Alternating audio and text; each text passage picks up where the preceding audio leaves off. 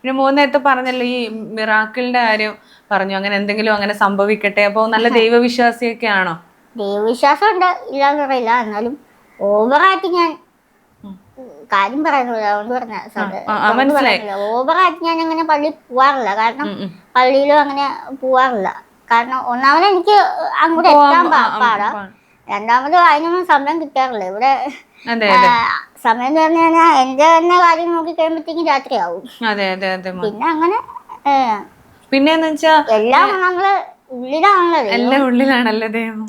അങ്ങനെയൊന്നുമില്ല ഉള്ളില്. അപ്പം മോനിങ്ങനെ പിന്നെ ഞാനൊന്ന് ചോദിക്കുന്ന വെച്ചാൽ എപ്പോഴെങ്കിലും മോന് ഒരു സങ്കടം, വിഷമം അല്ലെങ്കിൽ ദൈവത്തോട് പ്രാർത്ഥിക്കുമ്പോ എപ്പോഴെങ്കിലും കരഞ്ഞ് എനിക്ക് എന്താണ് ഇങ്ങനെ ഒരു അവസ്ഥ തന്നെ എപ്പോഴെങ്കിലും പ്രാർത്ഥിച്ചിട്ടുണ്ടോ? ഇല്ല.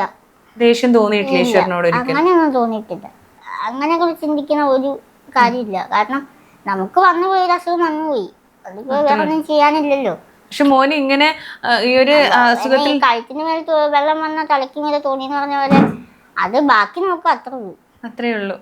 അങ്ങനെ ഒഴുക്കിനനുസരിച്ച് അങ്ങനെ നീന്തുവാ.